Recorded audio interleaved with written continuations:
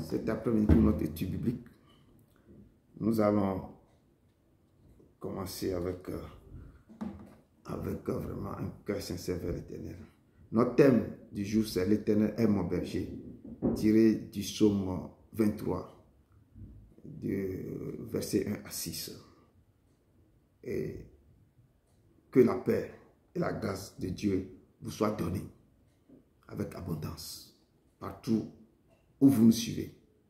Que la paix et la grâce vous soient aussi données. Nous tous qui nous suivent aussi par les réseaux sociaux.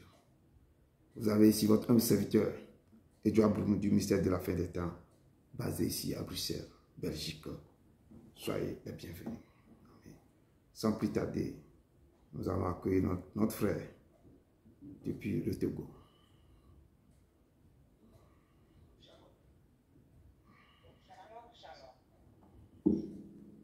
Ton nom est infiniment grand. Ton nom est infiniment grand. Ta majesté s'élève au-dessus des cieux. Ton nom est infiniment grand. Ta majesté s'élève au-dessus des cieux. Ton nom est infiniment grand.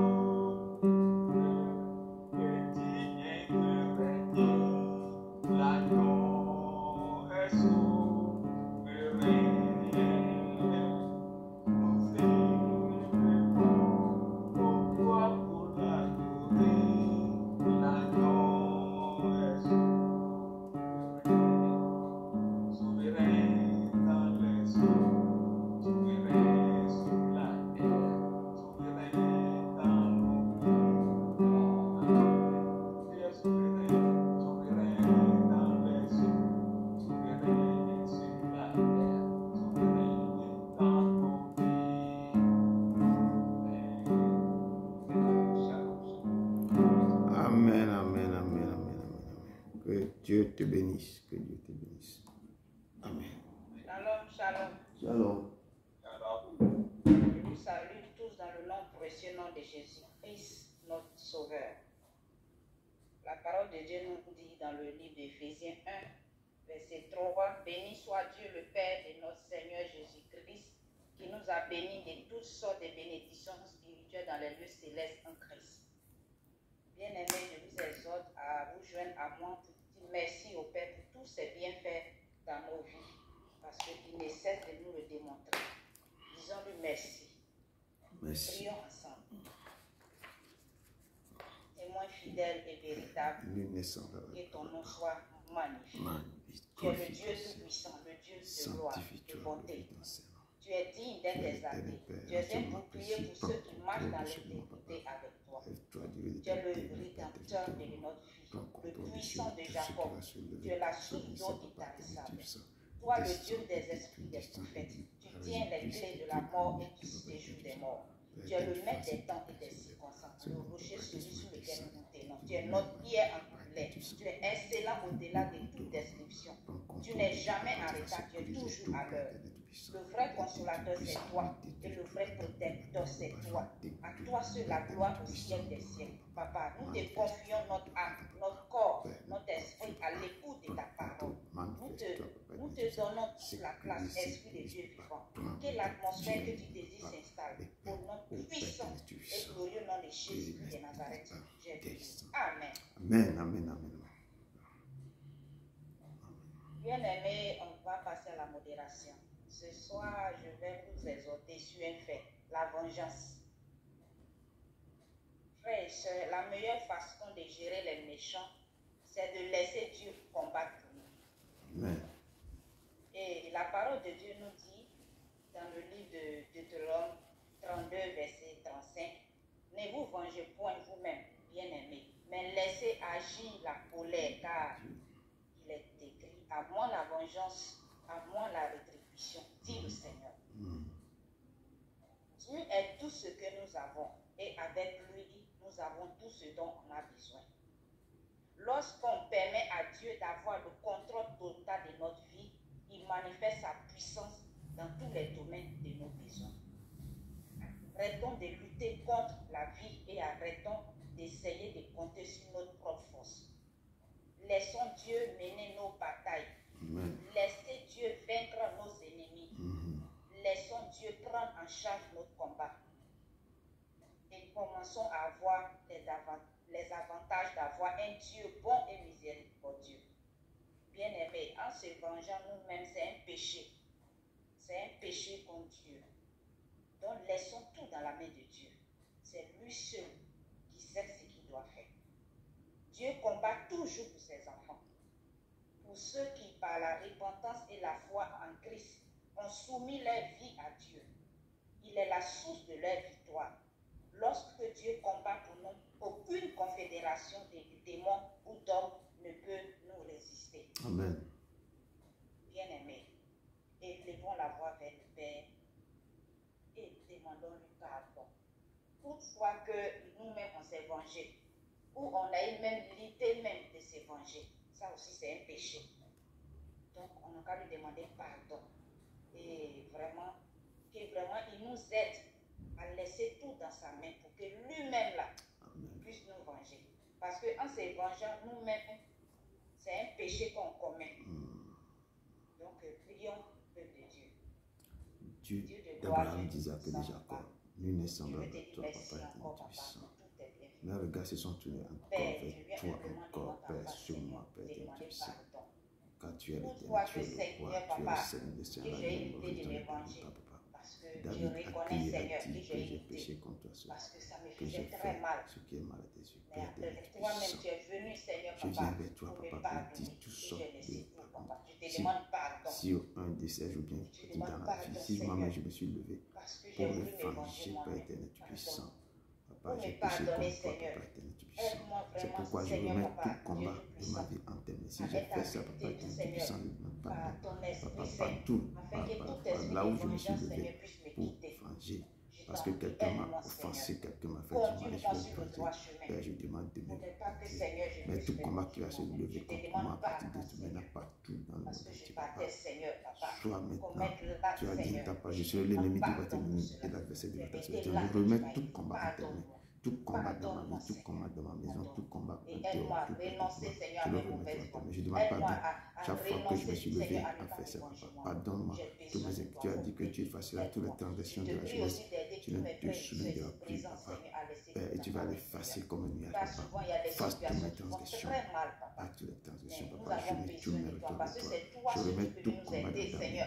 Pardon, enlève la colère, l'esprit de vengeance, l'esprit de colère, l'esprit de tout ça dans mon cœur. Enlève tout ça dans mon cœur. Père, pour que je puisse maintenant, papa, marcher avec toi. Enlève, ne me fais pas tomber, ne me laisse pas maintenant pécher contre toi, papa. Enlève maintenant l'esprit de vengeance, enlève maintenant l'esprit de colère, l'esprit de colère de vengeance. Amen, amen, amen. Bien-aimé, comme c'était dans un jardin, le jardin d'Éden, que l'homme est sorti de la volonté parfaite de Dieu, alors c'est dans un jardin que Jésus nous ramena dans la volonté de Dieu par son sang. Bien-aimé, le sang de Jésus-Christ de Nazareth qui a coulé sur la croix du Golgotha, ce sang-là nous a réconciliés avec nos pères, parce que le péché que Adam et Ève ont commis dans le jardin d'Éden nous a éloignés du Père. Il a mis une barrière entre nous et lui. Et ce sang de Jésus-Christ de Nazareth, son sang qui a coulé sur la croix du Golgotha, nous a réconciliés avec nos papas. Ce sang-là nous a délivrés du péché de l'enfer. Ce sang-là combat pour nous et ce sang-là continue encore de combattre pour nous. Ce sang-là nous donne la victoire dans nos combats. Ce sang-là nous guérit. Ce sang-là nous restaure. Amen. Ce sang-là nous donne la paix. Ce sang-là nous conduit dans tous les domaines de nos vies. Nous fait sortir du monde des ténèbres. Vraiment. Appliquons ce sang-là sur nos vies maintenant. Pour nous laver, nous purifier de tous nos faux, nos iniquités, nos transgressions. Afin que nous soyons justes devant du Père. Parce que sa parole nous le déclare, sans la sanctification, nul ne verra sa gloire. Élevons la voix vers le Père et appliquons ce sang-là maintenant pour nous laver et nous purifier. Prions pour Père Dieu. éternel, tu es puissant, tu es l'éternel, tu es le roi, tu es l'agneau de Dieu, le Père éternel, tu es puissant, car tu es l'éternel, tu es le roi, papa, tu as dit, papa, tes mains tissus, papa, nous sommes guéris. Tu as dit que ce sang, c'est le sang de la nouvelle alliance qui va être répandue pour la rémission des péchés. Père, je tourne mon regard vers toi, papa. Que ce sang de la réconciliation maintenant, papa, s'y coule maintenant. Mes yeux sont sur ta croix, Père éternel. Que ton sang maintenant coule maintenant, papa éternel. Qui descend de ma vie, papa. Qui descend, papa éternel. Qui me lave, qui lave mon corps. Qui lave maintenant tout ce qui ne va pas. Que le sang maintenant enlève, papa. Que le sang détruit tout chose maintenant. Qui me lave, qui me purifie, qui coule sur ma nation, qui coule sur la nation des sœurs. Que le sang coule dans ma maison actuellement, papa, quand je suis en train de parler. Qui se lève maintenant, qui détruit, qui brise tout esprit négatif, qui détruit tout pouvoir mystique, qui brise, qui détruit dans le nom puissant de ton physique-là. Le sang de l'envers la sol, lève-toi maintenant et combat tout ce qui ne confesse pas ton nom dans ce lieu, dans ton lieu, dans ma maison, papa, descends et détruis tout, enlève tout, brise, détruis tout, sang de l'envers la sol maintenant, papa, lave maintenant, enlève maintenant toute maladie dans mon corps, tout ce masque maintenant, papa, de Christ, papa, baptisant tous les yeux, tous les ampoules, tous les caméras placées dans nos maisons, que le sang brise, détruit, papa, tout ce masque, papa, tout maintenant, détruit tout, papa, sang de l'envers coule maintenant dans les hôpitaux maintenant, rentre maintenant, papa, tu puissant, papa, les cliniques là home, papa, tous ceux qui sont malades, que le sang descend, enlève toute maladie dans le cœur, papa, au détruit tout ce qui ne confesse pas. Sang de l'envers rentre maintenant dans ce ministère, détruis tout ce qui ne confesse pas ton nom, brise, détruis, détruis maintenant, brise maintenant toute caméra, brise tout esprit de l'humanité, tout envoûtement, toute stagnation, toute chose qui ne confesse pas ton nom soit détruit, au nom de ton Fils, par le sang de l'ancien papa est puissant. Je détruis toutes les éternels maintenant qui prend possession de notre cœur, qui détruit, qui brise maintenant, papa, détruis l'autel, qui bloque avec nos finances, qui bloquent nos avancements, qui bloquent nos finances. Que le sang détruit. Quand le sang maintenant, dans ce sang, il y a la puissance et la force qui descend, qui arrache tout maintenant.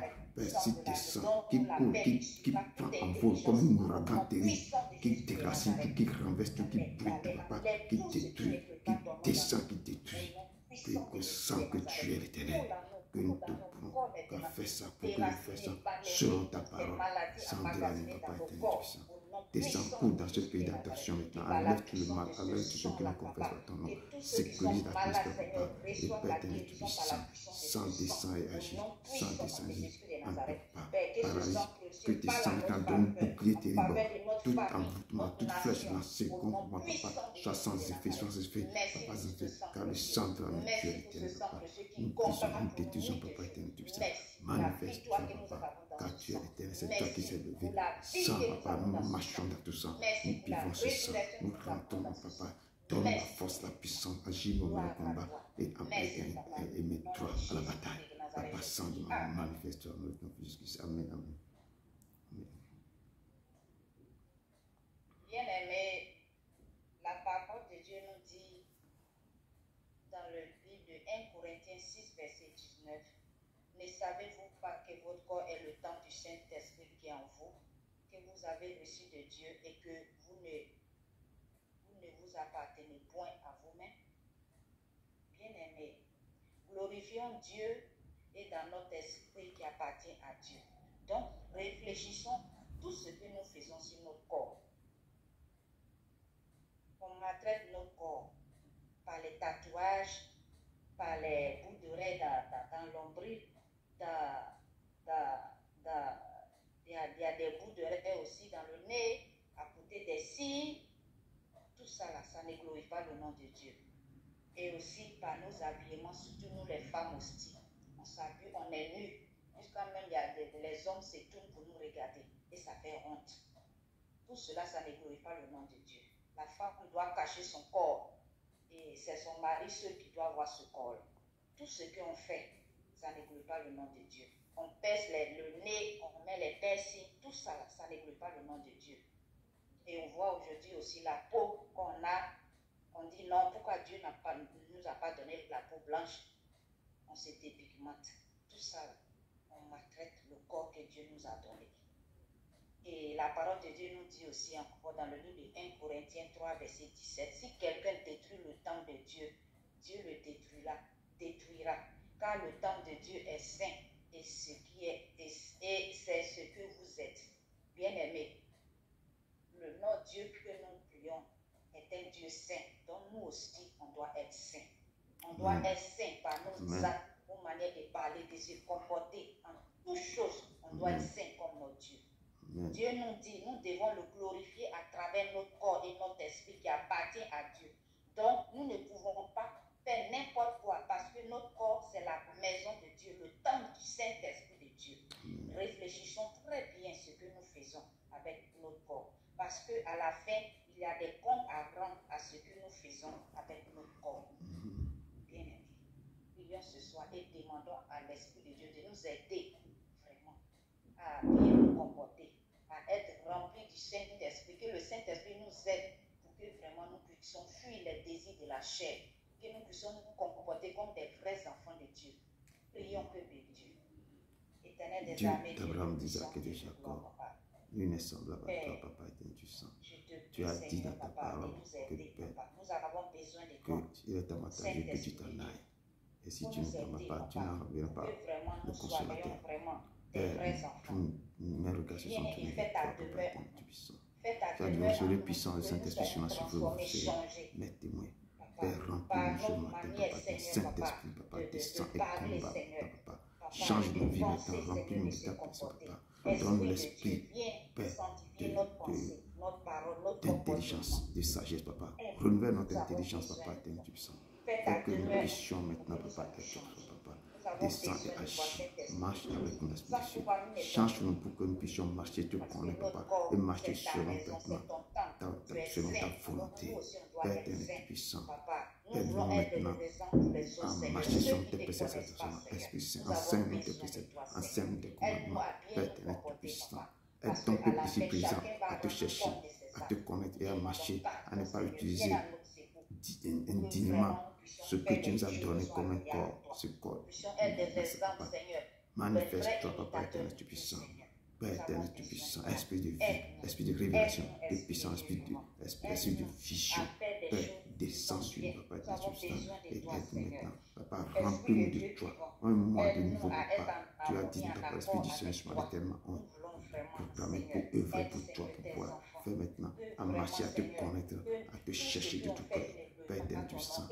À l'heure où je ouvre la bouche pour ton Esprit Saint, descends maintenant. Descends maintenant dans ce mystère. Père, Esprit Saint, descends et agis. Agis, Papa éternel, enseigne tes préceptes à ton peuple ici puissant. Aide-les maintenant à connaître vraiment que tu es le vrai Dieu, à qui on doit se donner. Détruis nous, brisons nos amis, nous ne détruisons pas. Esprit maintenant, Papa éternel. Prends siège maintenant dans ce mystère. Prends place maintenant dans mon corps parce que nous sommes le temps de t'insécurité.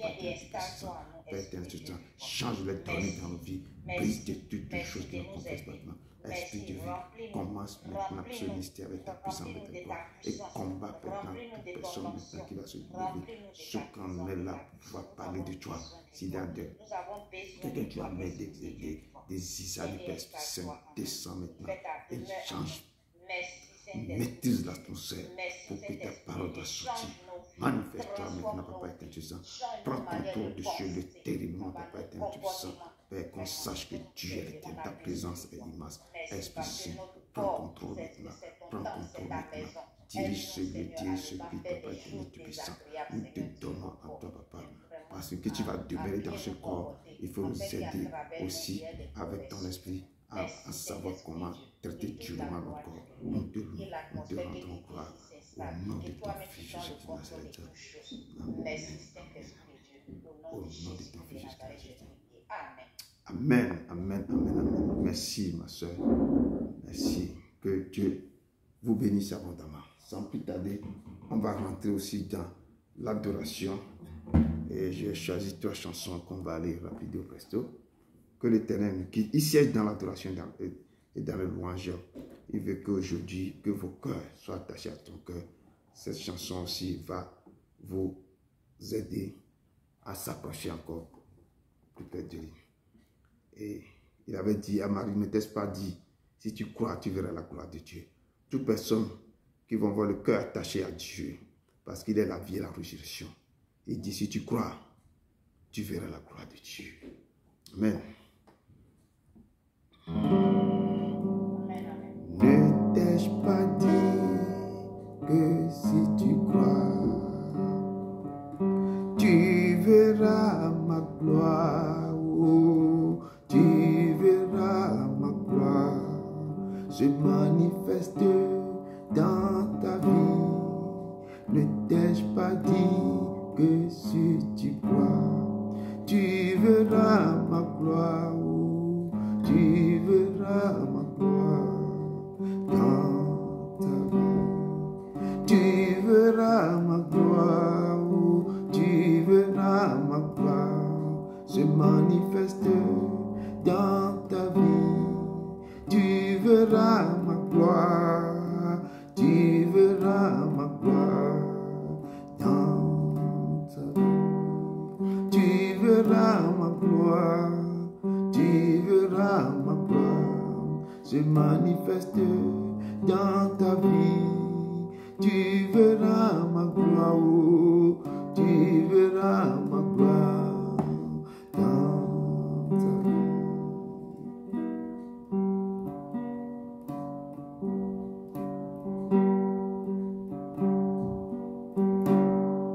Ne t'ai-je pas dit que si tu crois, tu verras ma gloire, oh, tu verras ma gloire se manifester dans ta vie.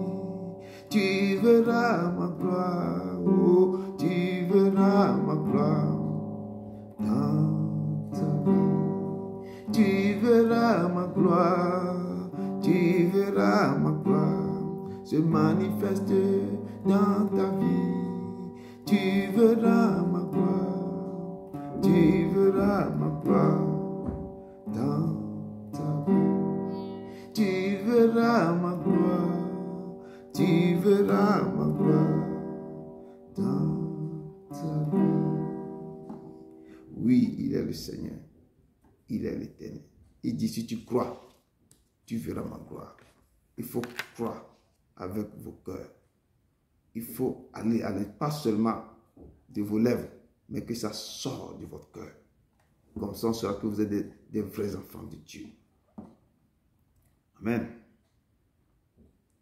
Je suis né pour t'aimer.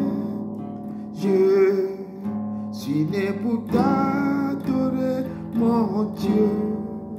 En toutes circonstances, apprendre, te dire merci. Je suis né pour t'aimer.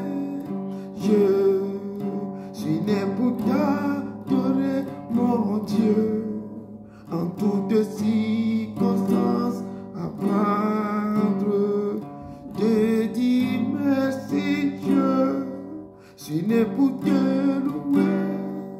Je suis né pour glorifier ton nom.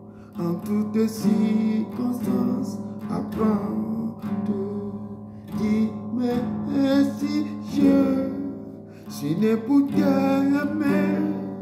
Je suis né pour t'adorer, mon Dieu. Obéis à ta voix. Je suis fait pour toi. Je suis fait pour toi. Oui, Seigneur, je suis fait pour toi. Nous sommes faits pour lui.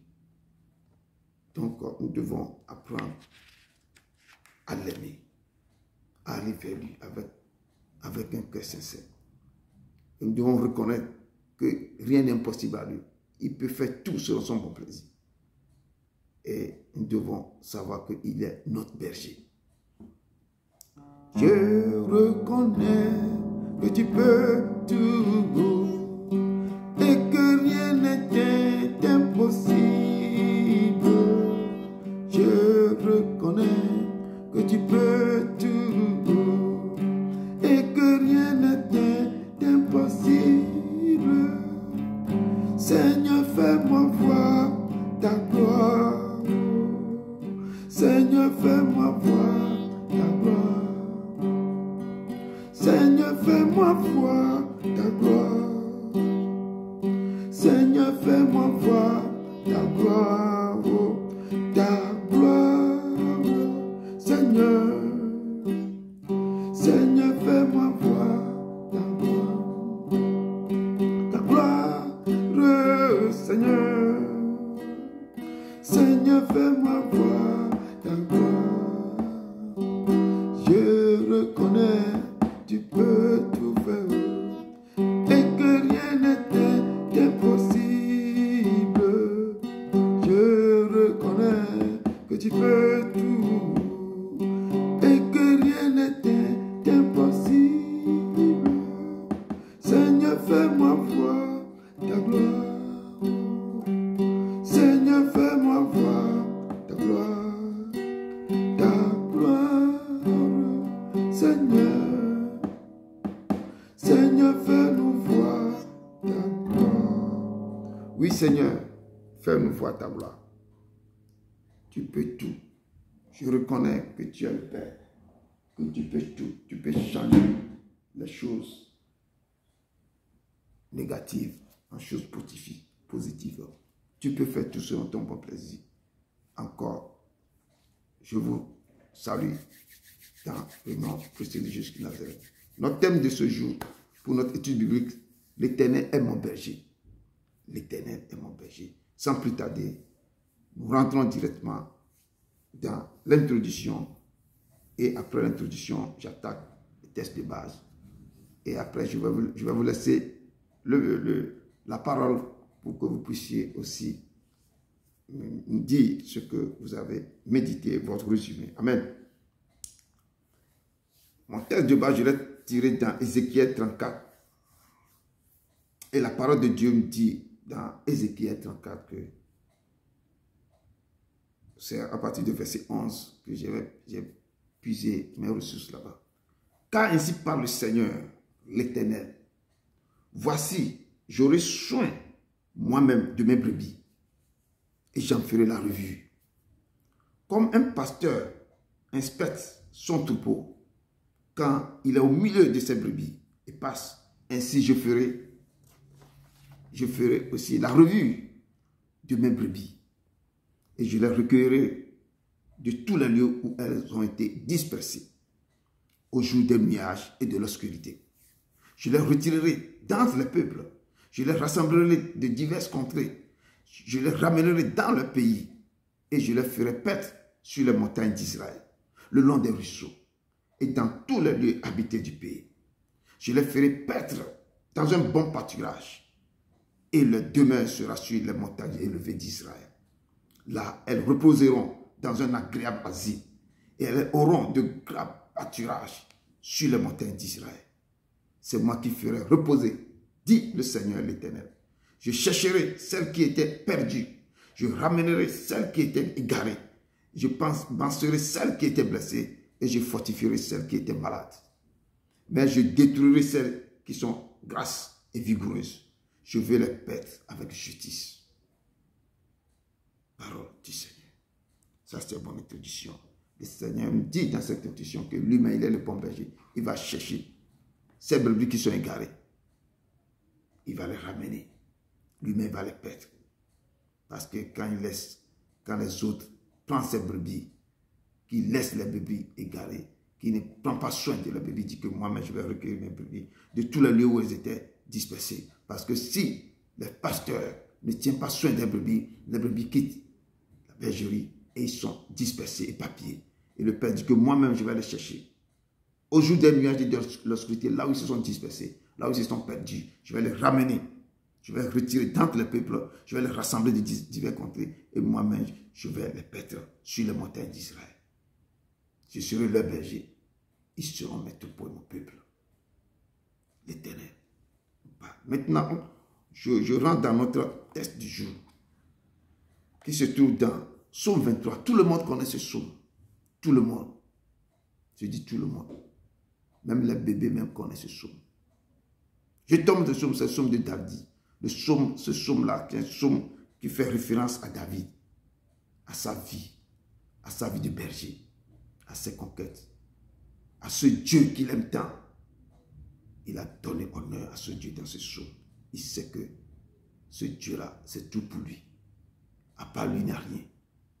Et il nous dit dans ce psaume, on appelle Cantique de David, on dit, l'Éternel est mon berger, je ne manquerai de rien. Il me fait reposer dans de verts pâturages. Il me dirige près des eaux paisibles. Il restaure mon âme. Il me conduit dans les sentiers de la justice à cause de son nom. Quand je mange dans la vallée de l'homme de la mort, je ne crains aucun mal, car tu es avec moi. Ta houlette et ton bâton me rassurent. Tu dresses devant moi une table en face de mes adversaires. Tu induis ma tête et ma coupe déborde. Oui, le bonheur et la grâce m'accompagneront tous les jours de ma vie. Et j'habiterai dans la maison de l'Éternel jusqu'à la fin de mes jours. Oui, j'habiterai dans la maison de l'Éternel jusqu'à la fin de mes jours. David a contemplé ce Dieu. Il a donné l'éloge. Et il nous a écrit ce psaume. Que papa, tu dresses devant moi une table en face de mes adversaires. Il faut approcher de ce Dieu qui dresse devant vous une table en face de vos adversaires. Dieu d'Abraham, d'Isaac et de Jacob. Nous te louons, nous te rendons gloire, nous sanctifions ton Saint. Nous t'invitons à ce moment. Car tu as commencé avec nous comme Genèse, papa. Je sais que tu vas terminer avec nous comme Apocalypse. Mais ouvre le sceau et dévoile-nous dans ce psaume tous les secrets terribles dans ce psaume. Papa, je te loue, je t'aime de tout mon cœur, car tu seras toujours mon Dieu, mon Dieu, mon Dieu. Le combat que tu fais dans ma vie est tellement immense et grand que nulle personne ne peut pas faire. Je te loue. Et David a énuméré tout ce que tu l'as fait dans sa vie. Papa, je rends gloire. Je te loue. Ce n'est pas par la force, ni la puissance, par mon esprit, dit l'Éternel. Ce n'est pas par la force, ni la puissance, par mon esprit, dit l'Éternel. Cette montagne se déplacera. Cette montagne se déplacera. Cette montagne se déplacera. Par mon esprit, dit l'Éternel. Oui, papa, par ton esprit, toute montagne de nos vies va se déplacer, va te ôter et jeter dans la mer. Au nom puissant de ton Fils Jésus de Nazareth. Amen, amen, amen. Je laisse la parole au peuple de Dieu de nous décortiquer ce psaume 23, de ramener, de le bouger, de le décortiquer, de le rassembler, de me donner, de résoudre tous les paysans. Que Dieu vous accompagne. Amen.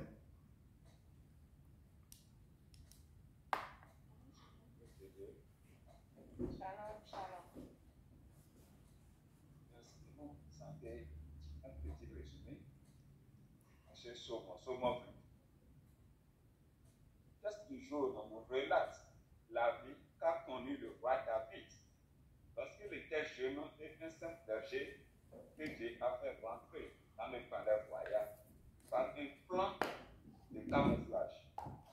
Mais pourquoi ce plan de camouflage? Parce que Dieu l'a déjà choisi comme futur roi en lieu et place du premier roi qu'il a décidé. Et comme Dieu connaît la fin d'une chose avant son commencement, il le faisait rentrer dans le palais dans le but de voir et d'apprendre les choses de la royauté. C'est ainsi que le jeune berger était au service du premier roi des Israéliens, Saül, qui par ensuite s'était levé contre le jeune David. Le jeune David s'est rendu compte que sa vie était menacée. Le roi cherchait à le tuer et il a pris la fuite en quittant le palais. C'est dans sa fuite qu'il a composé ce cantique de psaume 22.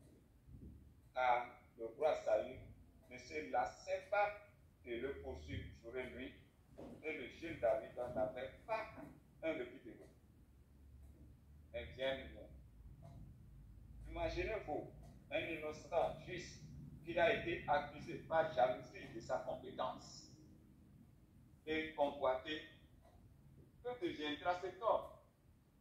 Un homme de bonté.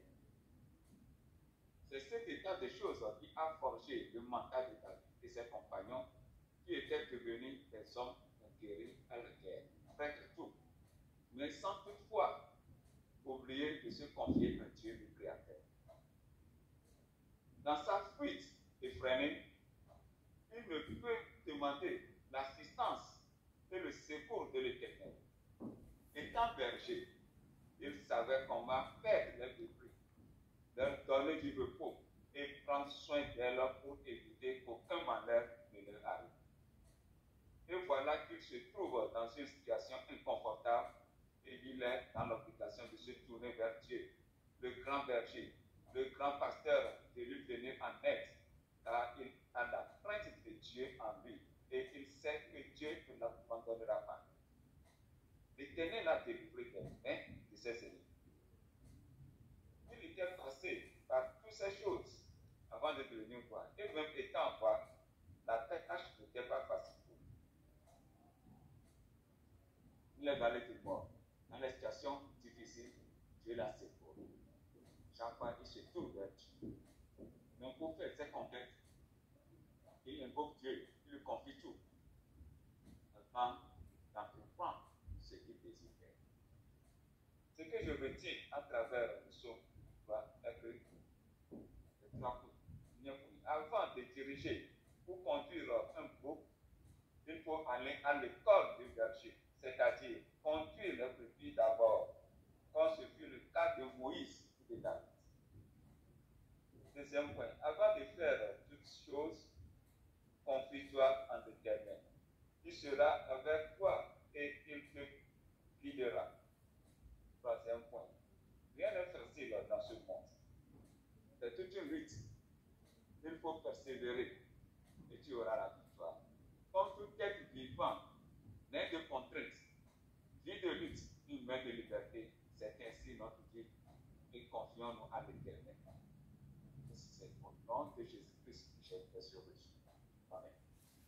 Amen. Amen, amen, amen. Amen. Merci beaucoup. Que Dieu te bénisse. Peuple de Dieu, je vais vous relater ce que j'ai retenu aussi dans ce psaume 23, la leçon que j'ai retenue. J'ai fait des recherches un peu sur le roi David. David est le roi d'Israël le plus connu et est sans doute le plus populaire. D'après la tradition biblique, il aurait régné au Xe siècle avant Jésus-Christ. Choisi par Dieu, David montre que l'homme n'est jamais abandonné de celui-ci lorsqu'il accomplit la tâche qui lui a été confiée. David est le deuxième roi du royaume uni d'Israël. Son nom vient de l'hébreu qui signifie chérir. Il est donc le bien-aimé, le chéri, ce qui témoigne de sa grande popularité. Sa vie est racontée dans les 2 livres de Samuel, ainsi qu'au début du premier livre des rois et dans le livre des chroniques. On lui attribue également la composition des 74 psaumes.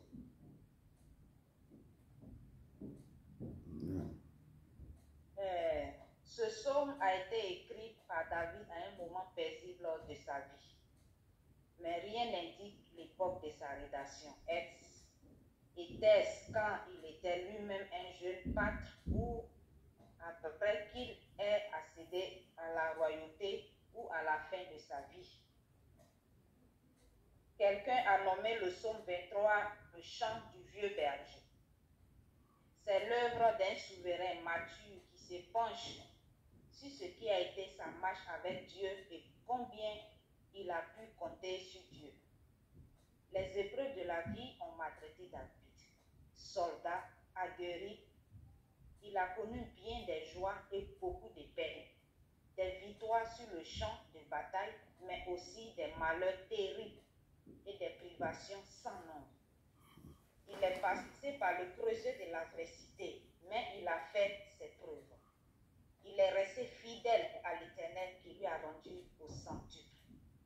Le psaume 23 ne présente pas les raveries ou les pensées frivoles d'un jeune pâtre, mais les réflexions d'un homme qui a vécu et fait l'expérience de la vie. Cependant, David, le grand roi, n'a jamais oublié David, le jeune berger, au sommet de la gloire. Il se souvient encore de sa tendre enfance, quand il s'occupait des brebis de son père. Dans un sens, David a été berger toute sa vie, puisque l'Éternel a retiré des troupeaux pour qu'il fasse perdre le peuple de Dieu. Et cela se trouve dans le livre des Psaumes 78, 61, verset 71.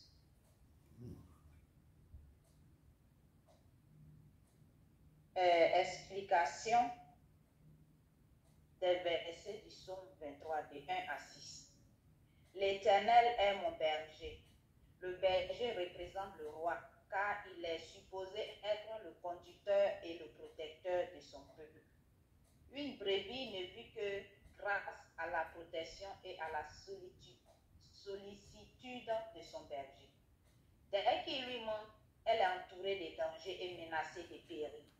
C'est un pauvre animal dépourvu d'âme pour se défendre et d'intelligence pour retrouver sa voie.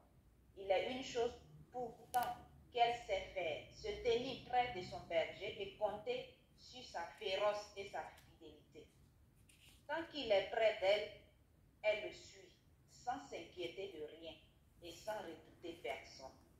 Elle reste paisible et joyeuse, car il ne lui manque de rien. La brebis est incapable d'échapper à ses prédateurs et démunie de tout moyen de défense. Elle a donc besoin d'être protégée et en sécurité. Je ne manquerai de rien. C'est une affirmation qui considère l'avenir avec confiance. L'assurance et la sérénité du croyant dépendent de son berger divin. Quand une brebis, verset 2, Quand une brebis est allongée dans la prairie, c'est que son ventre est plein. Car tant qu'elle a faim, elle refuse de se reposer. Il lui faut donc avoir suffisamment à manger au moment de la chaleur de midi. Le berger met son troupeau dans un endroit ombragé au bord d'un courant d'eau. Jésus a dit à ceux qui l'écoutaient, « C'est moi qui suis le pain qui donne la vie. Celui qui vient à moi n'aura plus jamais faim. Celui qui croit en moi n'aura plus jamais soif. Venez à moi, vous tous qui êtes accablés sous le poids d'un lourd fardeau, et je vous donnerai du repos. » Et cela se trouve dans le livre de Jean 6, verset 35 et Matthieu 11, verset 28. Amen. Le verset 3. Il restaure mon âme et me conduit dans les sentiers de la justice à cause de son nom. Ici, je peux dire la bonne réputation d'un berger dépend du bien-être et de la santé de ses brebis. La prospérité du troupeau honore son maître. Mais il faut que les brebis aient confiance en lui pour accepter de se laisser conduire. Jésus a dit aux chefs religieux juifs, « Vous ne faites pas partie de mes brebis. Mes brebis écoutent ma voix, je les connais et elles me suivent. » Jean 10, verset 25 à 27. Les brebis suivent le berger dont la voix leur est familière. À cette époque, le troupeau est jour après jour avec son berger. Il ne force jamais la marche, mais le conduit à son rythme, car il tient compte de la lenteur des femelles pleines et des nouveau-nés. Dieu adopte la même attitude envers son peuple. Le prophète Ésaïe écrit comme un berger, « L'Éternel paîtra son troupeau et il rassemblera les agneaux dans ses bras. Sur son sein, il les porte et conduit doucement les brebis qui allaitent. » Ésaïe 40, verset 11. Le verset 4. Quand je marche dans la vallée de l'ombre de la mort, je ne crains aucun mal, car tu es avec moi, ta houlette et ton bâton me rassurent. Ici, c'est le cœur du poème. C'est ce que je vois. Le soleil se couche et les ténèbres s'élèvent. Il faut rentrer au bercail en traversant la vallée où abondent les bêtes féroces. Les brebis se serrent près de leur berger en se plaçant sous la protection de sa houlette. La houlette est un bâton qui finit en boucle.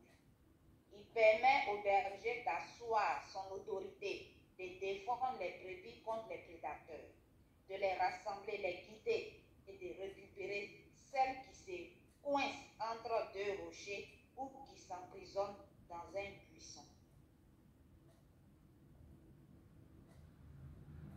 Pour le croyant, la présence de Dieu est si précieuse, car elle lui apporte le réconfort dont il a besoin. Moi, je compte bien sur la présence de Jésus à mes côtés, quand la dame à la faux frappera à ma porte. Le verset 5. Tu dresses devant moi une table en face de mes adversaires, du coin de ma tête et ma coupe déborde. Du pronom il, David passe au tu, qui exprime sa relation personnelle avec Dieu. Le berger se transforme en un hôte généreux. L'Éternel reçoit David sa table, pourvoit à ses besoins et le prend sous sa protection, comme les suzerains du Proche-Orient ancien avaient leurs vassaux à l'occasion d'un banquet pour honorer un invité de marque. La coutume était d'oindre ses cheveux d'huile parfumée. Ici, elle symbolise la bénédiction et la plénitude. Dans le Nouveau Testament, lui représente le Saint-Esprit et la coupe est un symbole de joie. Ce repas préfigure ce que l'apôtre Paul appelle la table du Seigneur et qui consiste pour un croyant à prendre du pain et du vin en mémoire de la mort du Christ. Le dernier verset 6, oui, le bonheur et la grâce m'accompagneront tous les jours de ma vie et j'habiterai dans la maison de l'Éternel jusqu'à la fin de mes jours. Plus de dangers, mais une sécurité absolue et durable. Le plus grand bonheur pour un être humain est d'être dans la présence de Dieu. dans le psaume 84, verset 11, nous dit « Un jour dans tes pavis vaut mieux que 1000 ailleurs. » Et à la fin de son ministère sur terre, Jésus a dit à ses disciples, « Dans la maison de mon Père, il y a beaucoup de demeures. Si ce n'était pas vrai, je vous l'aurais dit. En effet, je vais vous préparer une place lorsque je vous aurai préparé une place.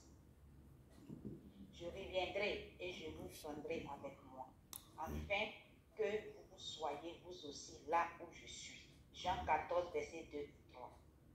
Les croyants ne sont pas des brebis avec un petit cri, mais leur berger est le Tout-Puissant, le Créateur du ciel et de la terre. Alors ils peuvent dormir sur leurs deux oreilles. Bien-aimés, c'était mon résumé. Je vous remercie. Amen, amen, amen, amen. Merci beaucoup.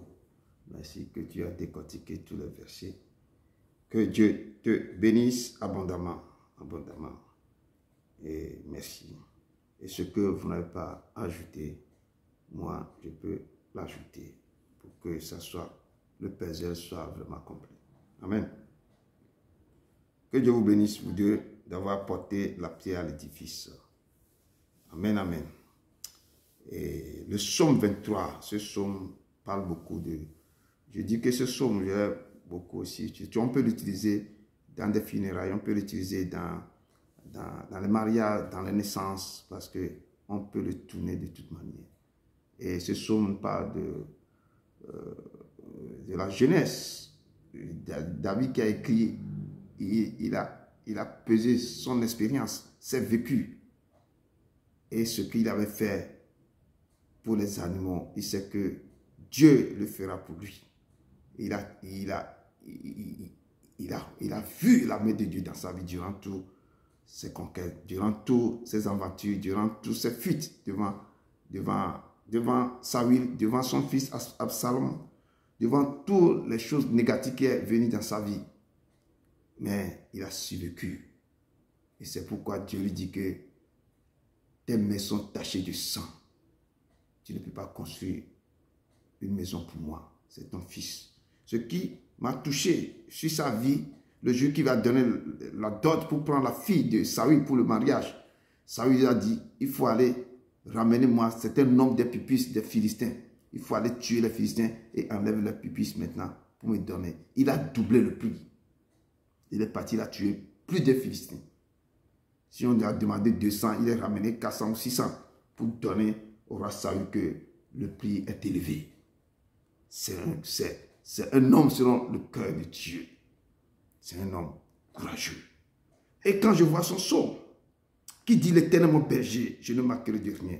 Il se souvient, je dis que c'est un homme que dans sa famille, quand tu lis un peu ses récits, autour de ces récits, c'est comme un enfant qui a été délaissé.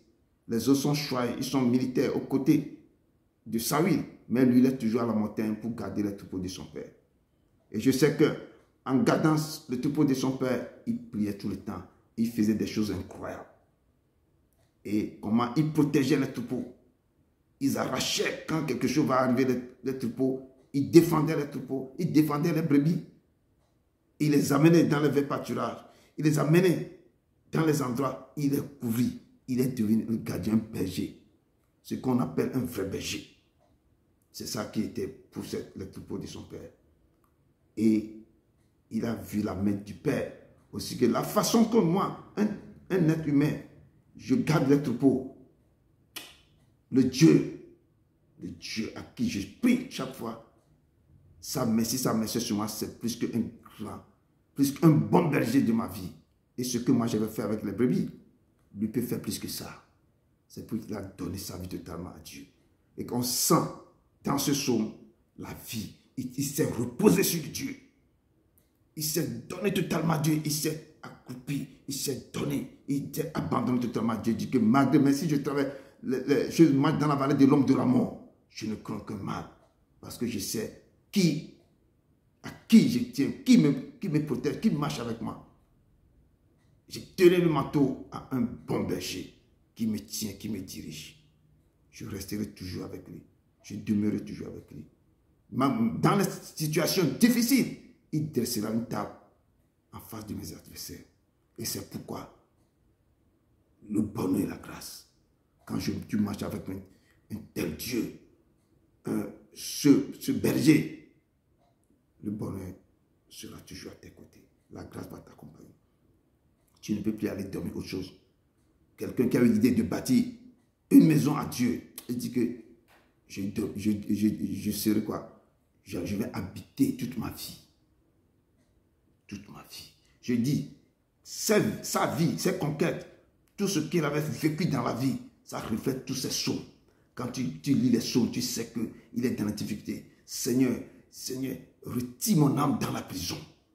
Pendant ce temps, il est dans la souffrance totale. Papa, tire mon âme dans la prison, dans la fosse. Il y a plein de choses. En revenant sur son psaume ici, je ne vais pas faire tous ces récits, mais je vais prendre certaines choses des choses qu'il a poussées à tuer Goliath. Je vais parler de un peu le début de ses conquêtes. Et c'est la mort de Goliath qui a défini qui est David. Pendant tout ce temps-là, il a déjà été oint par Samuel. Je rentre dans 1 Samuel 17. Nous fait ce récit que Goliath, le Philistin, lançant un défi à Israël. Pendant ce temps, David, son père lui a dit, prends des nourritures, va voir si tes frères vont bien. Pendant tout ce temps, il est déjà familier à Saül. C'est lui qui partait chez Saül pour lui jouer. Si Saül, s'il le tenait, déversait le mauvais esprit maintenant sur Saül. Et on cherchait quelqu'un qui veut jouer du rap. Donc, les enfants de Saül, ils ont su que David jouait bien le rap. C'est un poète. Il peut chanter n'importe quelle chanson. Et on l'a amené. Quand David jouait sa rap devant Samuel, le roi Saül, c'est là que le roi Saül peut dormir. L'esprit mauvais sortait de son corps. Et le roi Saül peut dormir. Et David jouait très bien. Jusqu'à ce que le roi Saül dit que non, il ne faut pas que tu quittes. Je vais dire à ton père, tu vas rester ici. Et c'est le début de quelque chose avec David et le roi Saül. Donc, le jour que son père lui a donné le nourriture d'aller voir, de donner ça à ses frères qui sont à la bataille parce qu'ils sont sur le champ de bataille, le récit nous dit, c'est Goliath, le Philistin, lançant un défi à Israël. Il dit au peuple Israël, choisissez un homme qui descende contre moi. S'il peut me battre et qu'il me tue, nous vous serons assujettis. Mais si je l'emporte sur lui et que je le tue, vous nous serez assujettis et vous nous servirez. Le Philistin dit encore, je jette en ce jour un défi à l'armée d'Israël. Donnez-moi un homme et nous nous battrons ensemble. Quand le roi Saül et tout Israël entendit ces paroles du Philistin, du Goliath, il fut effrayé et saisi d'une grande crainte. Or, tout ce qu'on parle comme ça, David était là, David écoutait. Lui, il est venu comme ça pour donner les choses à ses frères. Il écoutait ce que Goliath est en train de dire. Et la Bible déclare dans 1 Samuel 17, verset 26, que David dit aux hommes qui se trouvaient près de lui, il dit, que fera-t-on à celui qui tuera ce Philistin et qui ôtera l'opprobre de Dieu sur l'Israël? David commençait pas à s'énerver quand il attend comment Goliath insultait le peuple d'Israël. Il demande, qui est donc ce Philistin? C'est un incirconcis pour insulter l'armée du Dieu vivant. Et David s'approcha du roi Saül. Il dit à Saül que personne ne se décourage à cause de ce Philistin. Ton serviteur ira se battre avec lui. Saül dit à David, tu ne peux pas aller te battre avec ce Philistin, car toi tu es un enfant et il est un homme de guerre dès sa jeunesse. David dit au roi Saül, ton serviteur, que moi David faisait perdre le brebis de son père. Maintenant il va raconter une histoire à David. Comment Dieu est sur lui, comment Dieu, quand il gardait le troupeau, qu'est-ce qui s'est passé dans sa terre. Il dit à Saül, ton serviteur faisait perdre les brebis de son père. Et quand un lion ou un ours venait en enlever une du troupeau, je courais après lui. Je le frappais et j'arrachais la brebis de sa queue. S'il se dressait contre moi, je le saisissais par la gorge. Je le frappais et je le tuais. C'est ainsi que ton serviteur à terrasser le lion et l'ours, et il en serait du Philistin, de cet incirconcis, comme de l'un d'eux, car il a insulté la main du Dieu vivant. Seulement, David a attendu qu'il a insulté Dieu, la main de Dieu. Et David dit au roi Saül que lui, il tuait les lions, que les lions veulent prendre ses brebis, tout ça là. Et il courait pour tuer. C'est pourquoi il dit l'Éternel mon berger, je ne manquerai de rien. Il se rappelle ce qu'il faisait. Quand un lion vient attraper une brebis, il courait, il déchirait. Si un ours, il prenait, il déchirait. C'est que la force que Dieu lui a donnée, il peut aussi terrasser ce Philistin. Et David dit encore, l'Éternel qui m'a délivré de la griffe du lion et de la patte de l'ours, me délivrera aussi de la main de ce Philistin. David ne dit pas que c'est ma force. Hein. Je dis que c'est l'Éternel qui vous donne la force d'acquérir vos richesses, d'acquérir tout ce que vous faites. Il dit l'Éternel qui m'a délivré de la griffe du lion et de la patte de l'ours, me délivrera aussi de la main de ce Philistin. Et Saül dit à David, va, et que l'Éternel soit avec toi. David dit au Philistin Goliath, tu marches contre moi avec l'épée, la lance et le javelot. Moi, je marche contre toi au nom de l'Éternel des armées, du Dieu de l'armée d'Israël, que tu as insulté. Quand Dieu voit que quelqu'un insulte son nom, et sur la terre, un de ses fils se lève pour défendre ce nom, je dis la joie du Père est immense. Parce que David connaît ce Dieu. Il sait quel pouvoir ce Dieu. Il sait qui est ce Dieu. Parce qu'il a vu l'expérience quand il courait pour défendre les brebis. Il sait que ce n'est pas la force d'un humain qu'il utilisait. Il y a quelque chose de surnaturel qui est sur lui. Et aujourd'hui, David dit à Goliath, aujourd'hui, l'Éternel te livrera entre mes mains. Je t'abattrai et je te couperai la tête. Aujourd'hui, je donnerai les cadavres du camp des Philistins aux oiseaux du ciel, aux animaux de la terre. Et toute la terre saura qu'Israël a un Dieu.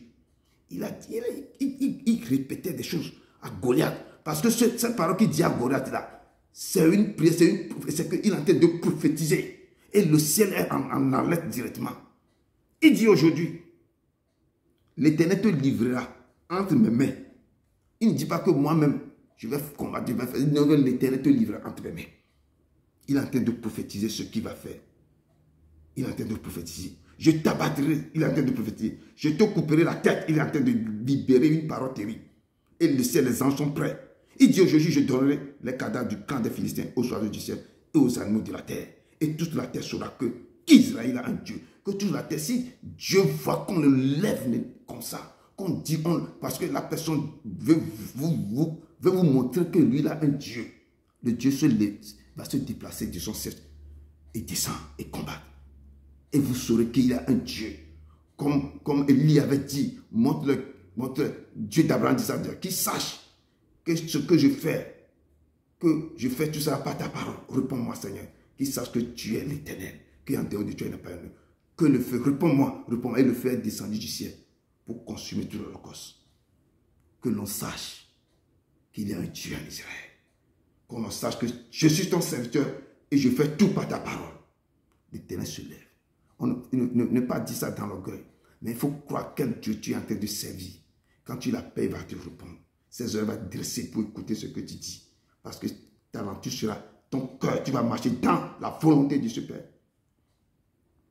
Il dit aujourd'hui, je te livrerai entre mes mains, je t'abattrai, je te couperai la terre. Aujourd'hui, je donnerai les cadavres du camp de Philistins aux oiseaux du ciel et aux animaux de la terre. Et toute la terre saura qu'Israël a un Dieu. Et toute cette multitude saura que ce n'est ni par l'épée, ni par la lance que l'Éternel sauve, car la victoire appartient à l'Éternel. Et il vous livre entre mes mains. Il a dit ce cas. Et l'Éternel vous livre entre mes mains. Le moment qu'il est en train de déclarer ça là, Goliath là, ça vient déjà, le Dieu a déjà jugé, a condamné Goliath directement. Il dit aujourd'hui, mon Dieu vous livre entre mes mains. Et la Bible nous déclare dans 1 Samuel 17, verset 48 à 50, que aussitôt que le Philistin se mit en mouvement pour marcher au devant de David, David courut sur le champ du bataille à la rencontre de Philistin. Il mit la main dans sa gibecière et il prit une pierre et la lança de sa fronde. Il frappa le Philistin. quand il lança la pierre, ce n'est pas pierre, ce sont les anges mais qui ont pris, il y a beaucoup de choses qui ont parti. La puissance du Seigneur, l'Esprit Saint qui a pris ça. Je dis qu'aujourd'hui, l'Éternel livrera bataille. C'est l'Éternel qui a livré bataille. Une pierre seulement, ce n'est pas une pierre simple que Goliath a reçue. La puissance du Dieu terrible. La pierre, c'est autre chose que Goliath a reçu. Il frappa le Philistin au front et la pierre s'enfonçant dans le front du Goliath. La pierre est rentrée. C'est comme il a reçu une balle qu'on a tirée d'un pistolet. Une puissance terrible. Les anges ont pris la fente là, directement, avec une force terrible. Ça a pénétré. Goliath qui tomba, le visage contre terre. Ainsi, avec une fonte et une pierre, David fut plus fort que Goliath. Il le terrassa et lui ôta la vie, sans avoir l'épée à la main. Il courut, s'arrêta près du Philistin, se saisit de son épée, qui tira du fourreau, le tua et lui coupa la tête. La parole que David a déclarée, a prophétisé, s'est accomplie. Goliath est tombé, il a coupé la tête de Goliath. Et le texte de base nous dit ici que l'Éternel est mon berger. Je ne manquerai de rien. Avant d'écrire ce psaume dont j'avais parlé tantôt, David se rappelle comment il protégeait ses brebis. De la même manière, comment il défendait ses brebis contre les lions et les ours. Il s'est mis à lui-même dit que l'Éternel aussi sera, ou bien serait mon berger, était mon berger. Et dans la Bible, dans 1 Samuel 17, 34, 35, dit que David dit à Saül, ton serviteur, quand j'étais avec les brebis de mon père, et quand un lion vient ou un ours venait pour enlever une des troupeaux, moi je courais après et je frappais, j'arrachais la brebis de sa gueule. Et si l'animal se dressait contre moi, je saisis l'animal par la gorge, je frappe et je tue l'animal. Donc la force que j'ai, comment j'ai pu tuer les lions et l'ours là, je peux aussi décapiter, tuer Goliath. Il a montré que ce n'est pas sa force simple, mais David montrait que la force que Dieu lui donnait pour tuer cette il peut prendre cette force-ci pour tuer Goliath. Et ici, David nous montre ici que, comme lui-même défendait ses brebis de tout danger, l'arrache dans la main de l'ennemi. Ainsi en est-il de l'Éternel qui est son berger. Et quand l'Éternel est ton berger, vraiment, tu ne manqueras de rien. Ça veut dire que l'Éternel te couvrira de tous ses biens et tu ne manqueras de rien. L'Éternel a donné cette force. C'est pourquoi il a commencé à dire que lorsque je marche avec lui, tant que je protège, que moi-même je protège les brebis, quand moi aussi je marche avec l'Éternel, si l'Éternel, je me suis donné à l'Éternel, je m'abandonne, je l'accepte comme mon sauveur, mon berger, mon protecteur, je ne manquerai de rien. Et dans toute difficulté, l'Éternel sera toujours avec moi. L'Éternel va me libérer, délivrer de tout problème. Et il s'est donné, il a mis tout ça là sur lui, il a écrit que c'est mon berger. Et en voyant tout ce qu'il lui-même faisait quand il était berger. Je suis le bon berger, dit le Seigneur. Le bon berger donne sa vie pour ses brebis. Et c'est Jean 10, 11 qui nous dit ceci. Quand David perd ses brebis, il les amena se reposer dans de verts pâturages. Chaque fois quand il finit de les amener, il voit des choses là, il dit, il me fait reposer. Il amène pour reposer dans le verts pâturages. C'est ainsi que l'Éternel aussi, quand il voit la façon, quand tu es avec lui, quand tu es obéissant, quand il est ton berger, quand un berger, tu dois écouter, tu vas obéir. Tu vas suivre tous les directives, tout ce que Dieu te dit de faire. C'est là qu'il va dire que tu es vraiment ma brebis. Parce que tu dois écouter, tu dois respecter, tu dois suivre les choses. Tu vas être dans l'obéissance totale et dans la volonté de ce berger. Quand un berger maintenant, les vaches là, tous ceux qui conduisent le troupeau comme ça, quand les troupeaux vont venir comme ça, il le met encore. Les troupeaux, ils écoutent, ils attendent, ils obéissent. Il attend la voix de leur berger, il obéit. C'est ainsi que nous, les hommes aussi, nous devons écouter et obéir. Si on ramasse tout ensemble, d'autres rentrent, d'autres partent quelque part, d'autres, on dit tout, il sort de l'autre côté, il part. Non. Il dit ici, David, il les amena se reposer dans les verts pâturages. C'est ainsi que David disait, si l'Éternel est mon berger, il va me faire reposer dans le vert pâturage. Tant que moi aussi je le fais avec mes brebis, le Père aussi va me faire, parce que je suis quelqu'un qui l'écoute. Je m'humilie devant lui. Je m'abandonne totalement de ses mains. Et 1 Pierre 2, verset 5 nous dit, car vous étiez comme des brebis errantes, mais maintenant vous êtes retournés vers le pasteur et le gardien de vos âmes. Si nous sommes récalcitrants, nous sommes rebelles, et un jour vous avez trouvé un bon pasteur, un bon berger, il faut que vous retournez vers le pasteur, le gardien de vos âmes. C'est lui qui garde votre âme. Il faut vous obéir ce qui va dire la directive. Obéissez ses préceptes, ses ordonnances. Et 1 Pierre nous dit ça, car vous étiez avant comme des brebis errantes. Mais maintenant, quand vous avez écouté sa voix, vous suivez ses ordonnances, ses préceptes maintenant, vous êtes retourné vers le pasteur, qui est le gardien de vos âmes. Et l'Éternel va vous diriger près des eaux paisibles. Quand vous obéissez, c'est lui qui sait où sont les eaux paisibles.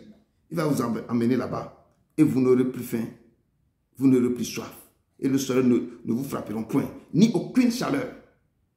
Car l'agneau qui est au milieu du trône vous pètera et vous conduira aux sources d'eau. Intarissable, aux sources d'eau de la vie. Et Dieu va essuiera toute larme de vos yeux. Quand vous racontez le bon berger, vous n'aurez plus quoi? Faim et soif. Les larmes qui coulaient avant de vos yeux, il va essuyer ça. Il dit, vous n'aurez plus soif, le soleil ne vous frappera plus, ni aucune chaleur, car l'agneau qui est au milieu du trône va vous paître et va vous conduire aux sources de la vie. Et Dieu lui-même va essuiera tous vos larmes. Et vous allez regarder en arrière dans toutes les calamités, dans tous les problèmes que vous avez traversés. Et quand là vous avez dit que mon repos, vraiment, je me repose dans sa main. Et ils vont commencer par essuyer vos larmes. Tu vas rappeler dans des difficultés terribles que tu avais passées. Ah mais je ne pleure plus, c'est fini. C'est comme une femme dans la douleur de l'enfantement. Les cris, les pleurs, elle pleure. Mais une fois que l'enfant sort, elle oublie qu'elle vient de traverser quelque chose. Je dis elle oublie. On ne sent plus. La douleur part directement. C'est là quand vous tombez dans la main du Père. Vous êtes obéissant. Vous respectez tout. Il va vous amener vers les eaux paisibles. On va suivre là. Il est l'Éternel. C'est Apocalypse 16, verset 7, 17 qui nous dit ça. La parole nous déclare dans Psaume 5, 9 que Éternel, conduis-moi dans ta justice.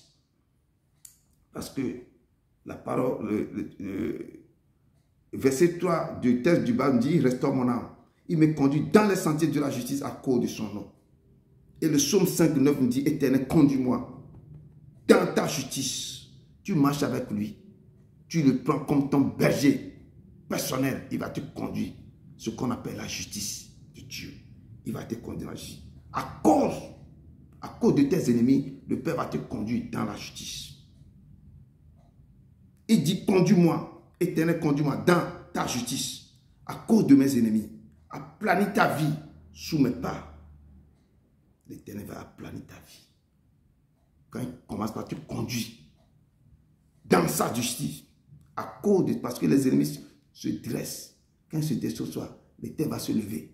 Comme la sœur nous a dit, que ne vous vengez pas vous-même. C'est lui-même qui prendra votre affaire à son corps. Il dit que je serai l'adversaire de vos adversaires, de votre adversaire et l'ennemi de vos ennemis. Il est l'Éternel. L'Éternel, c'est lui seul qui peut restaurer votre âme. Si votre âme est dans les tourments, dans la captivité, Seigneur, comme David avait dit, retire mon âme dans la fosse, retire mon âme dans la prison et conduis-moi dans les sentiers de la justice. À cause de ton nom, conduis-moi. Si vous êtes quelque part, si on t'a pris votre âme, est dans les Dieu dit que je suis venu pour guérir ceux qui ont le cœur brisé. Quand votre âme est dans la fosse, vos cœurs brisés, on vous a attaqué. Il est l'Éternel seul qui peut restaurer votre âme.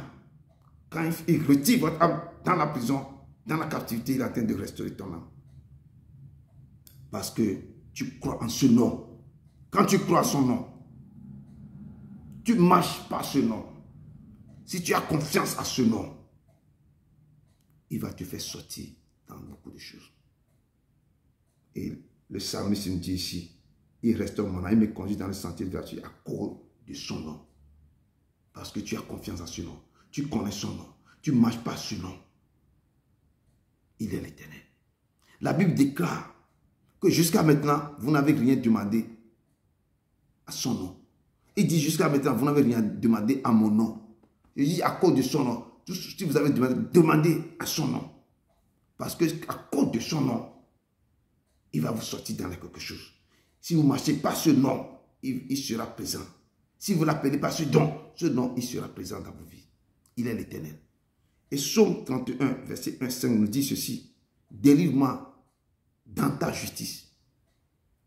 Incline vers moi ton oreille. Hâte-moi de me secourir. Sois pour moi un rocher protecteur. Une forteresse où je trouve mon salut. Car tu es mon rocher, ma forteresse. Et à cause de ton nom, tu me conduiras. Tu me dirigeras. Tu me feras sortir du filet qui m'ont tendu. Je dis à cause de son nom. Tu me feras sortir du filet que l'ennemi m'a tendu. Car tu es mon protecteur.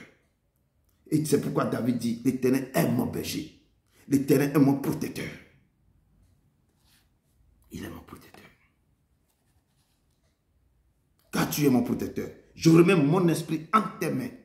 Quand quelqu'un qui te protège, c'est facile de remettre ton esprit dans ses mains. Ta vie, parce que c'est lui qui te protège. Comme les brebis remettent leur vie dans la main du berger.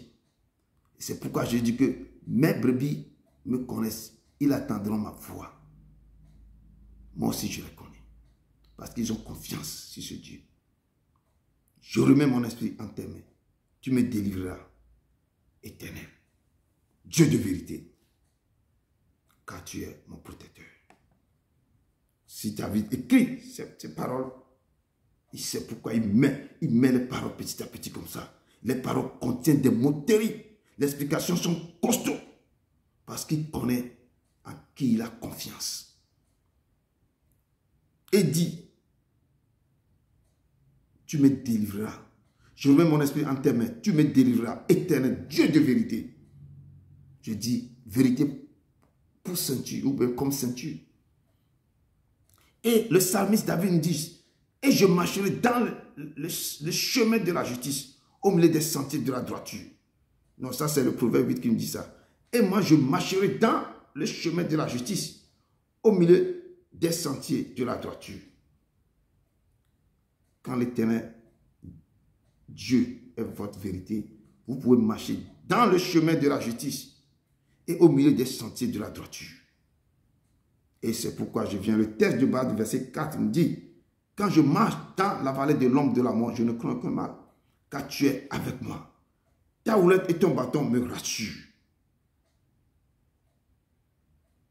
Et on peut voir dans ce texte que la vallée de l'ombre de la mort, ce n'est pas la mort dont j'avais discuté avec les frères et sœurs la fois passée. Ce n'est pas la mort, mais ce sont les signes avant-coureurs. Ce sont les tribulations. Ce sont les maladies inexplicables, incurables, les traversées du désert crues, etc., etc. Des fois dans les déserts secs, sans eau. Et la parole déclare dans Psaume 118, verset 5 à 8, que du sein de la détresse, quand tu es dans le sein de la détresse, tu es dans les vallées de la mort, tu marches quelque part qu'il n'y a pas d'eau, il n'y a rien. Il y a le soleil qui est au zénith. Et le psalmiste ici dit, du sein de la détresse, j'ai invoqué l'Éternel. L'Éternel m'a exaucé. Il m'a mis au large. L'Éternel pour moi, je ne crains rien. Dans ce moment difficile, là tu vas donner ta confiance. Comme il dit, quand je marche dans la vallée de l'ombre de la mort, je ne crains pas. Dans ce moment de difficulté, on se repose sur le Père. Parce qu'il est ton berger. Il dit, l'Éternel mon berger, je ne manquerai de rien. Il est ton berger, tu ne manqueras de rien. Il faut se reposer sur lui.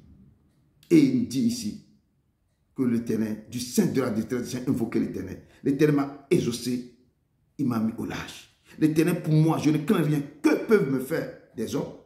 Il est pour moi, je ne crains rien. Que peuvent me faire des hommes? Parce que tu as placé ta confiance sur l'être humain. Il faut faire attention. Ne place jamais votre confiance sur l'être humain. Il dit l'être humain, il est aussi comme une feuille bien, une feuille. Il va faner, il va tomber une fleur. Il va faner, il va tomber, le vent va passer sur lui, n'est plus. Il va tomber. Et puis c'est fini. Mais place ta confiance sur le ténèbre qui existe de lui-même. Qui dit je suis celui qui est. Il n'a ni de commencement ni de fin. Qui sera quoi? Ta lumière. Place ta confiance sur lui. Dans les moments difficiles, c'est pourquoi le psalmiste dit, quand je marche dans la vallée de l'ombre, je ne crains aucun mal, car tu es avec moi. Je ne crains rien. Je sais qu'il est là. C'est à lui que je vais me reposer sur lui. C'est lui qui va me délivrer de toutes choses. Et dit, que peut me faire des hommes? L'Éternel est mon secours, c'est lui, mon secours. Je me réjouis à la vue de mes ennemis. Mieux vaut chercher un refuge en l'Éternel que de se confier à l'homme. Mieux vaut de chercher un refuge en l'Éternel. Aller réfugier dans l'Éternel, sous son abri, que de se confier à un homme qui va te trahir. Et toi-même, quand tu vas te retrouver, tu ne sauras quoi dire. Mais reposez-vous sur l'Éternel. Reposez-vous sur l'Éternel. Si vous traversez le moment difficile, reposez-vous sur l'Éternel. Et dans le livre de Job, il y avait un temps dans la vie de Job. Job a commencé par parler. Job, dans la vie de Job, Job était quelqu'un bien riche, mais à un moment donné, il a commencé par traverser les moments difficiles de sa vie. Parce que le diable s'est présenté devant le Père pour dire, mais parce que tu le protèges, tu lui donnes tout. C'est pourquoi il fait tout selon ton... chaque matin, il doit prier. Il va faire ceci. Il prie pour ses enfants pour dire que rien n'arrive à ses enfants parce que toi-même, tu le protèges. Enlève ta main sur lui et laisse-moi agir. Tu vas voir qu'il va te renier. Ah, Dieu, c'est notre Père là, il attend, tu comprends, il dit que ok, mais ne touche pas sa vie, vas-y. Joue un peu avec lui. Je vais voir que ce que tu viens de me dire là, est-ce que Jean va me renier? Et le diable, quand on lui a dit ça, il est tellement content. Il a commencé par descendre sur la vie de Job. Il a commencé par tuer les choses, détruire les animaux, détruire toutes ses finances, détruire tous ses enfants-là. Le diable a détruit ses enfants. Comme on lui a interdit de ne pas toucher la vie de Job, il a frappé Job d'un lycée. Et Job a tout perdu, mais il est gravement malade. Et il avait tout perdu, tombé malade sévèrement. Et dans Job 3, verset 1 à 5, nous dit ceci. Après toutes ces choses-là qui sont arrivées dans la vie de Job, Job a ouvert la bouche. Il a commencé par maudire le jour de sa naissance. Il a commencé. Parce que sa femme dit, maudit Dieu meurt. C'est la femme qui lui dit, il faut maudire Dieu. Ouvre la bouche, tu maudis Dieu bien, et puis toi-même, il va se pendre. Il faut mourir. Il n'a pas écouté sa femme, mais il a commencé par ouvrir sa bouche, il a commencé par maudire le jour de sa naissance. Il commence par dire, périsse le jour où je suis né. Et la nuit qui dit, un enfant mâle est conçu. Ce jour qui se change en ténèbres. Que Dieu n'en ait point souci dans le ciel. Et que la lumière ne rayonne plus sur lui. Que l'obscurité et l'ombre de la mort s'en apparent. Que des nuées établissent leur demeure au-dessus de lui. Et que de noirs phénomènes l'épouvante cette nuit. Que les ténèbres en fassent le proie. Que cette nuit disparaisse de l'année. Qu'elle ne soit plus comptée parmi les mois. Que cette nuit devienne stérile. Que l'allégresse en soit bannie. Qu'elle soit maudite par ceux qui maudissent le jour. Par ceux qui savent exister le Léviathan et citer le Léviathan. Pauvre de Dieu, ce qui arrivait à Job là, arrive beaucoup aussi dans les difficultés. Ce n'est pas la même chose, mais certains arrivent aussi dans le cœur des enfants de Job. Mais ici, Job ne savait pas que c'est l'Éternel qui avait donné l'autorisation à Satan de le traîner dans la boue, de le faire passer dans la vallée de l'ombre de la mort, pour l'éprouver. Dieu est en train d'éprouver sa foi, mais sa punition était terrible. Mais au lieu d'invoquer Dieu, mais il commençait par maudire le jour de sa naissance. Et beaucoup d'entre nous, quand ils marchent dans les difficultés, ils commencent par insulter, maudire ce jour-là, insulter Dieu.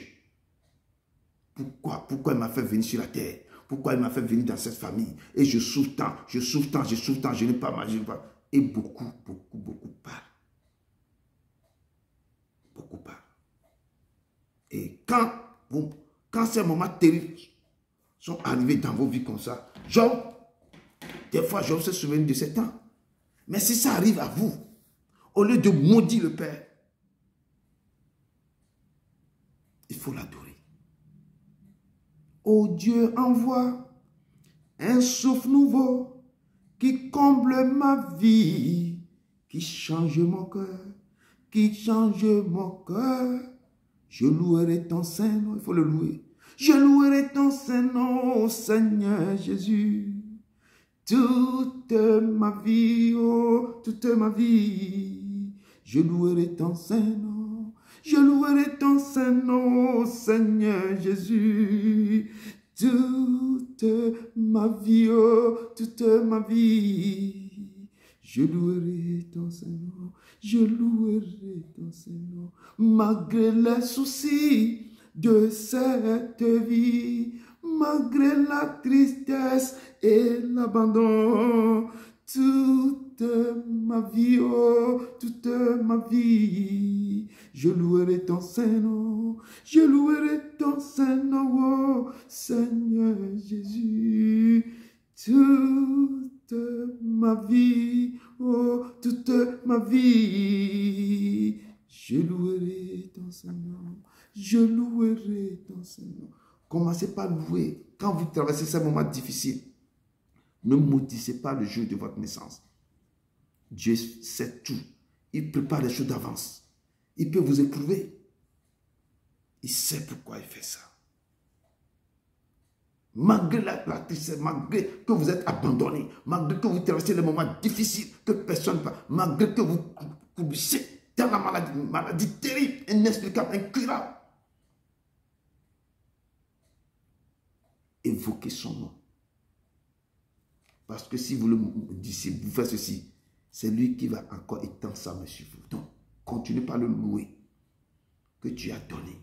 Si je suis comme ça aujourd'hui là, papa, que c'est toi qui as fait, c'est toi qui as fait ceci. Si je tombe malade là, il faut le louer. Quand il voit aussi comment vous le louez, lui-même va étendre sa main sur vous aussi. Il est écrit dans le livre de Job 10, verset 20 à 22. Mes jours ne sont-ils pas en petit nombre? Qui me laisse, qui se retire de moi et que je respire un peu, avant que je m'en aille pour ne plus revenir dans le pays des ténèbres et de l'ombre de la mort. Pays d'une obscurité profonde, où règne l'ombre de la mort et la confusion, et où la lumière est semblable aux ténèbres.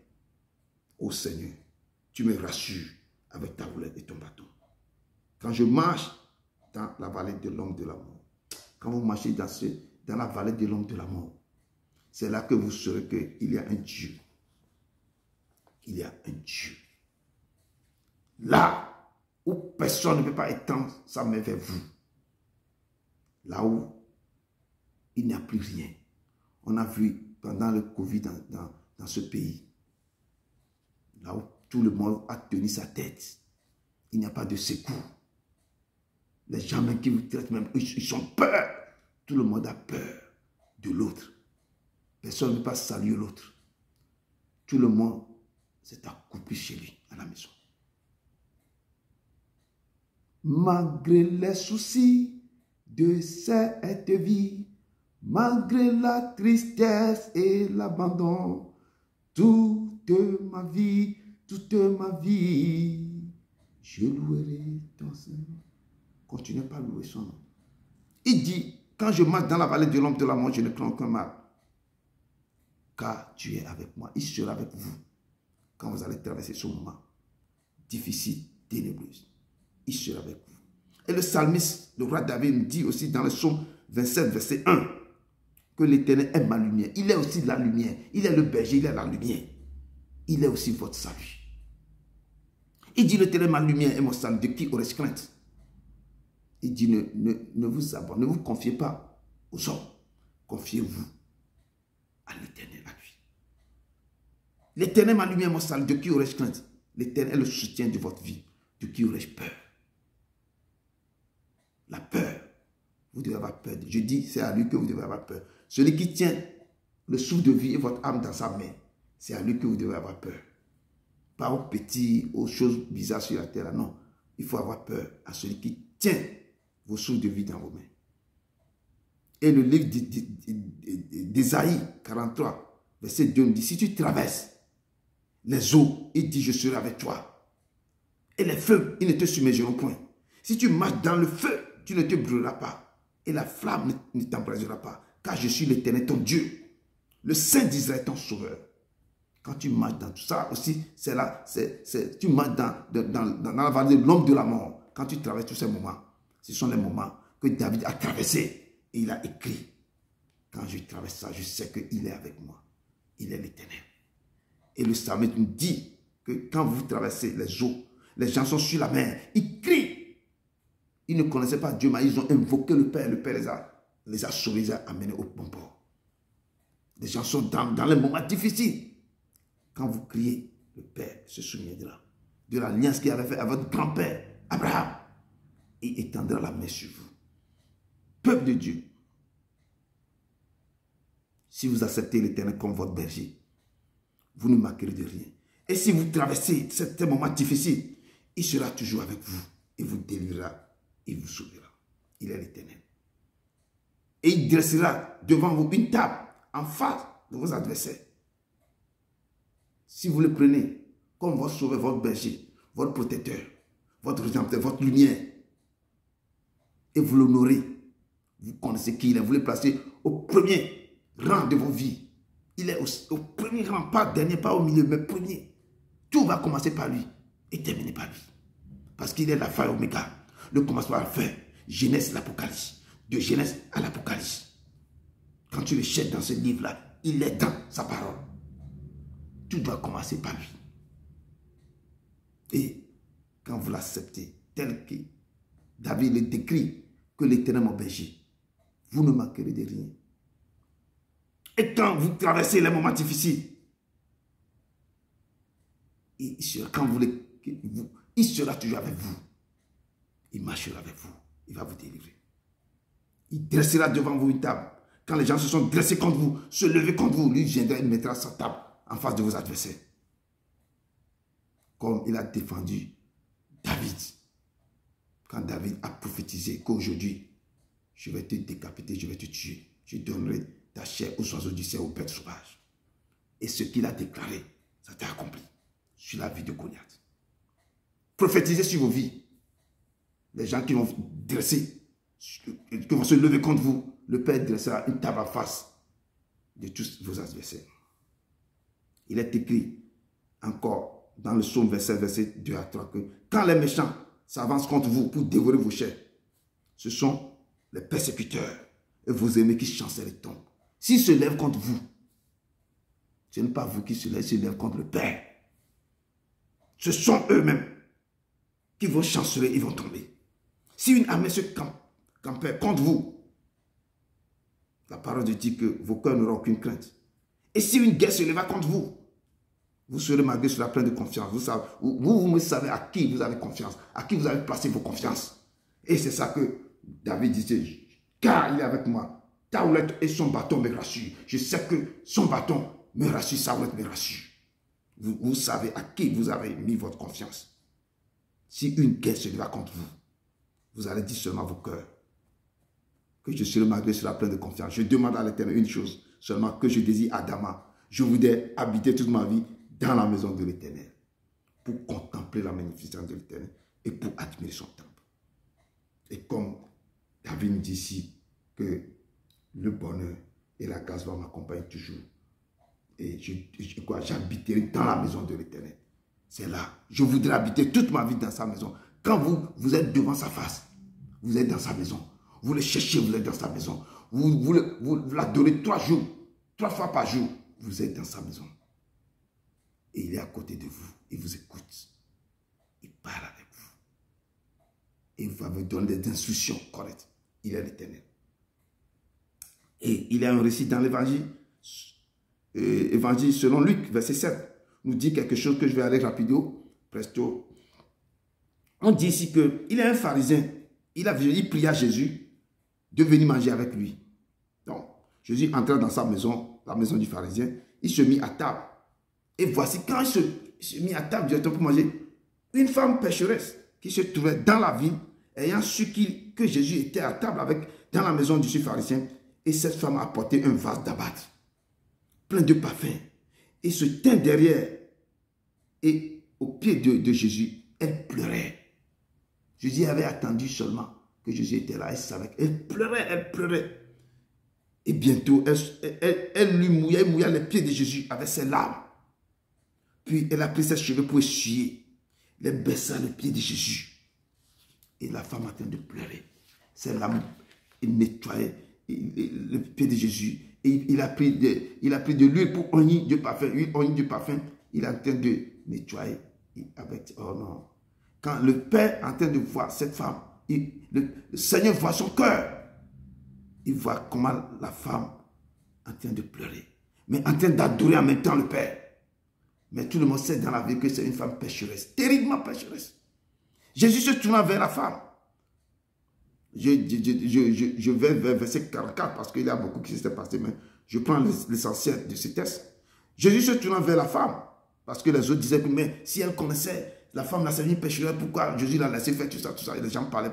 Jésus les a parlé, Jésus a donné certaines paraboles. Ils ont répondu, Jésus s'est tourné vers la femme et dit à Simon, vois-tu cette femme? Simon dit oui. Et Jésus lui dit, je suis entré dans ta maison. Tu ne m'as pas donné. Tu n'as point donné d'eau pour laver mes pieds. Mais elle les a mouillés de ses larmes. Elle les a essuyés avec ses cheveux. Tu ne m'as point donné de baiser. Mais elle, depuis que je suis rentré, elle n'a point cessé de me baiser les pieds. Tu ne m'as point versé d'huile sur ma tête. Mais elle a versé du parfum sur mes pieds. C'est pourquoi je te le dis, ces nombreux péchés ont été pardonnés. Car elle a beaucoup aimé. Mais celui à qui on pardonne peu, aime peu. Et il dit à la femme, tes péchés sont pardonnés. Ceux qui étaient à table avec lui se mit à dire en eux-mêmes, qui est celui-ci qui pardonne même les péchés? Mais Jésus dit à la femme, ta foi t'a sauvé, va en paix. Cette femme aussi fait partie des brebis perdues d'Israël. Et elle cherchait un berger pour la perdre. Elle est délaissée et abandonnée, de tout livrée à elle-même. Elle avait attendu les paroles de Dieu, de Jésus. Cette parole qui guérit les cœurs brisés. Cette femme, son corps est meurtri, guéri. Son âme est dans quoi? Dans la prison, dans la fosse, dans l'abîme. Qui peut retirer son âme? Mais elle a attendu cette parole. Elle a cherché quand elle a su que Jésus est quelque part. Elle est venue. Elle est venue se prosterner devant l'Éternel en disant, c'est ce berger qui peut restaurer mon âme. Parce que moi-même, je me vois dans la piscine du péché. Je suis nagé dans la labyrinthe du péché, qu'il n'y a plus de sortie. Seul Jésus qui tient la clé, parce qu'il est le bon berger. C'est lui qui peut les sauver. Il dit qu'il y a d'autres brebis qui ne sont pas dans la bergerie. Mais ils attendront ma voix, ils vont venir pour nous rejoindre. Cette femme fait partie de ces brebis qui est égarée. Cette femme dit, c'est ce berger qui peut restaurer mon âme et tirer mon âme de la prison du péché.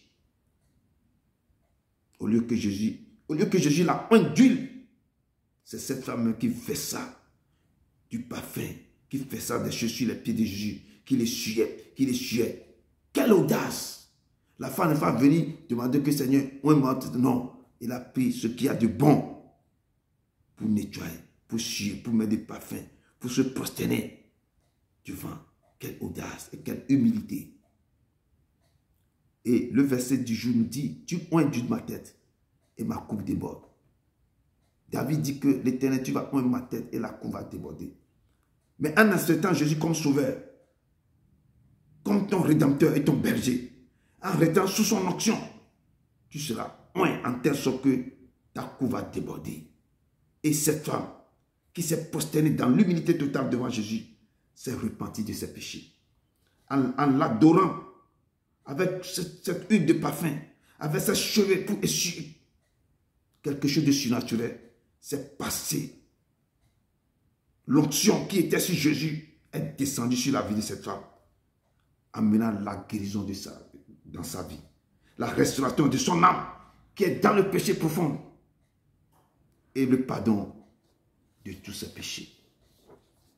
L'onction qui brise le joug, c'est descendu sur cette femme.